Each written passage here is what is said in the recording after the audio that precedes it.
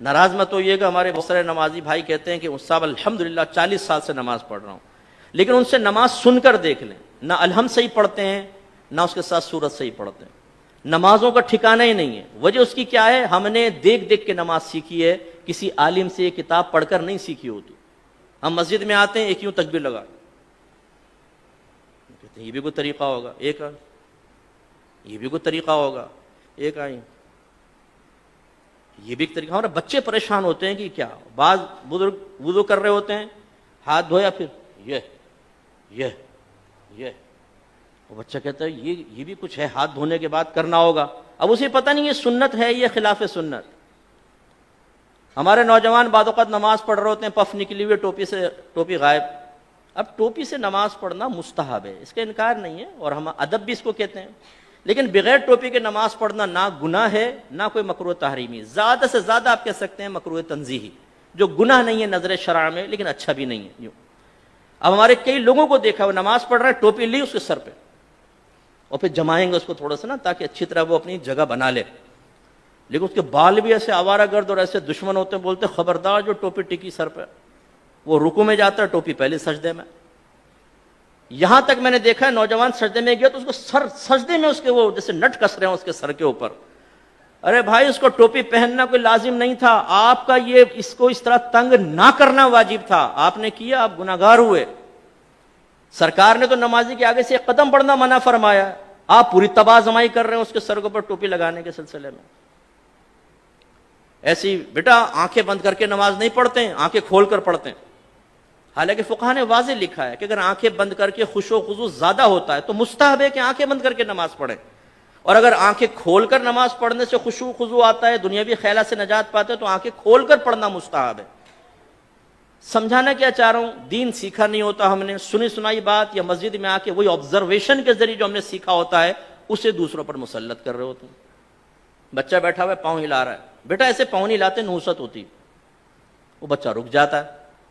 اب بھائی کہاں سے نحوست ہوتی ہے یہ بتائیے، پاؤں ہلانا کہاں سے نحوست ہے؟ یہ تو کوئی نحوست نہیں ہے، شریعت نے تو کوئی منع نہیں کیا۔ لیکن وہی بچہ اگر فجر کی نماز چھوڑ رہا ہو تو اس کو اتنی سختی سے نہیں سمجھائیں گے نا، بچہ تھکا رہا ہے، رات میں سو گیا، کوئی بات، پوری رات محافل نعت میں شرکت کر کے سنی ٹناٹن قطعی جنتی نعت خانوں کی زبان پر فجر کی نماز چھوڑ رہا ہوتا ہے نا، نہ جماعت سے نماز پڑھے گا نہ فرض پڑھے گا، 4 بجے تک محفل ہوئی ہے، اس کے بعد اسکوٹر گھمایا، آ کے بستر پر سو گئے، مؤذن کہہ رہا حی علی الصلاۃ حی علی الفلاح، اور وہ تصوراتی اور خوابی دنیا سے جواب دے رہا ہے کہ حضور نعت خوانی میں شرکت کر تو لیے، جنتی ہو تو چکا ہوں، بلا حساب و کتاب تو ہم جنت میں چلے جائیں گے۔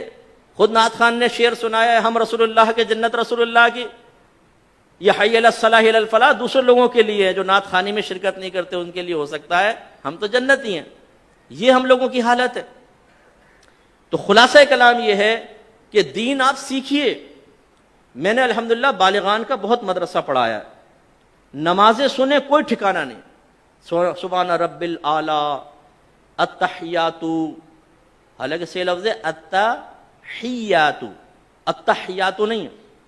اسی طرح صحیح لفظ ہے رب اجعلنی، اور اکثر کیا پڑھیں گے ربی جعلنی، ربی جعلنی، غلط ہے۔ یہ اصل میں اجعل صیغہ امر کا، ربی کو با کو جیم سے ملائیں گے حمزہ وصلی گر جائے گا، رب اجعلنی، رب اجعلنی، لیکن ربی جعلنی۔ تو یہ کیوں ہوتا ہے؟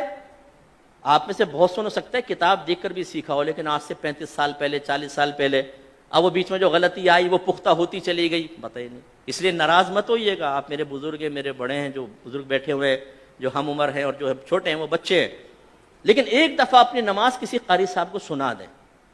پہلی بات تو یہ کہ جس کو ڈر ہوگا نا، خوف کہ میں پھنسوں گا، وہ سنائے گا ہی نہیں، وہ کہے گا مفتی صاحب نے ٹھیک کہا لیکن اللہ کی رحمت بہت بڑی، اللہ معاف کرنے والا ہے۔ بھائی اللہ تعالیٰ رحمان ہے، رحیم ہے، لیکن وہ قہار و جبار بھی تو ہے۔ اس کی قہاریت اور جباریت کو فراموش کر کے صرف رحمانیت پہ نگاہ کرنا یہ نبیوں کا طریقہ نہیں ہے۔ وہ وصف نبوت حاصل کرنے کے باوجود، صحابہ کرام وصف صحابیت حاصل کرنے کے باوجود ڈرتے رہے اپنے رب سے، وہ رحمت کا یقین بھی رکھتے تھے اور اللہ کے عذاب سے بھی خوفزدہ رہتے تھے۔ یہ ایک مومن کی شان ہے، تو سیکھیے۔